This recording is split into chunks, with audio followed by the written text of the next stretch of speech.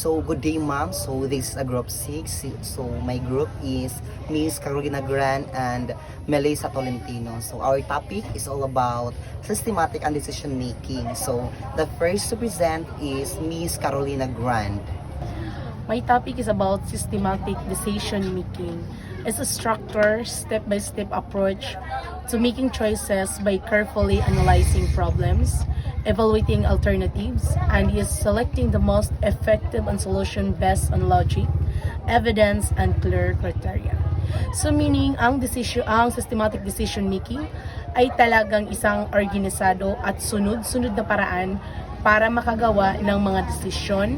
Hindi ito basta-basta pagpili, kundi isang proseso na kinapapalooban ng maingat na pagsusuri ng problema, pagtimbang ng mga opsyon, at pagpili ng solusyon sa pinaka-epektibo batay sa logic, ebidensya, at malinaw na criteria.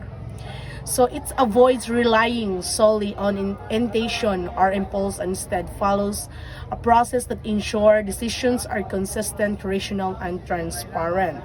So, ito ang isa sa pinakamahalagang bentahin ng systematic decision making.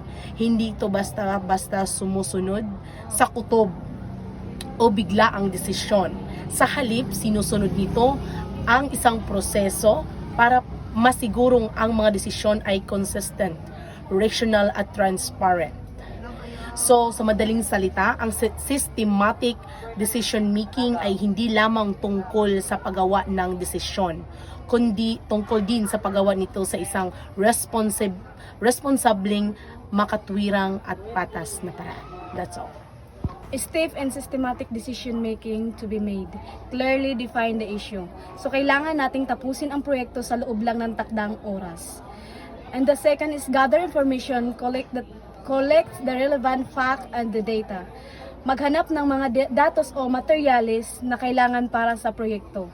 And the third is identify alternative, less possible solution or sources of action. Pagpili kung sino ang gagawa ng anong bahagi ng proyekto. So, next is number 4. So, weigh the evidence. So, evaluate pros and cons of each option. So, when we say evaluate, when we say pros and cons, so kung saan siya lumamang or saan siya humina. So, pag may problema tayo, dapat solusyonan talaga natin din. Yung magdedesisyon tayo kung saan ang kailangan nating punuan or kung saan yung kulang kung na dapat nating punuan. So, that is the weigh the evidence and evaluate pros and cons of each option. So, importante talaga siya para ma-evaluate natin kung ano yung sumusobra na, then may itong isa mahina siya na kailangan nating punuan na para maging fair sila, para madaling masolusyonan ang problema. So next is choose the best alternative. Select the most suitable solution. So when we say select the most suitable solution, so dapat pipili tayo ng the best solution para sa ating kung ano yung problema, kung paano natin i-solve yung problema na magiging ma-achieve natin siya. So dapat the best yung solution na pipiliin natin para ma-achieve natin yung ating goal.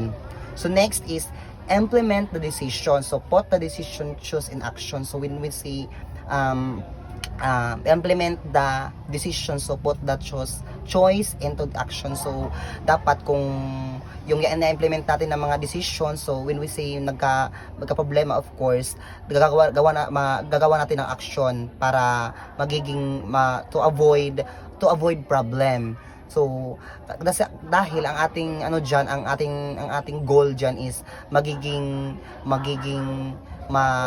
ma-achieve natin yung ating goal na magiging success. So we need to may kasabihan pa nga na choose the best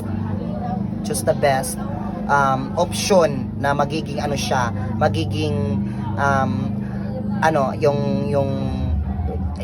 para yung flow niya, yung ano siya, hindi siya, anong tawag nito, hindi tayo magkakaroon ng problema to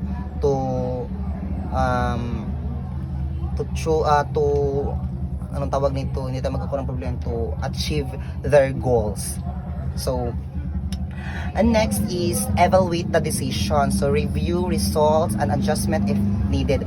So, of course, pagkatapos ng lahat-lahat is step on decision making, steps on systematic decision making. So, pagkatapos ng lahat, so of course, we need to evaluate. So, kung may problema, we need to adjust kung kailangan. Yun siya. So, we need to maghanap tayo ng paraan na magiging ano siya, maayos siya. Of course, kaya nga sinasabi dito na evaluate the decision.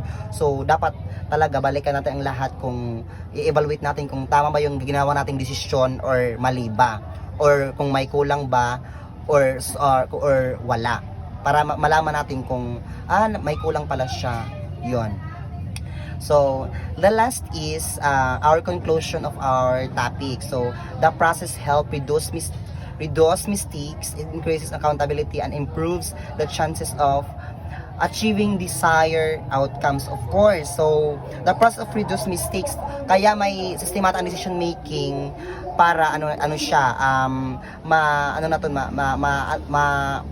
malalaman natin yan kung saan tayo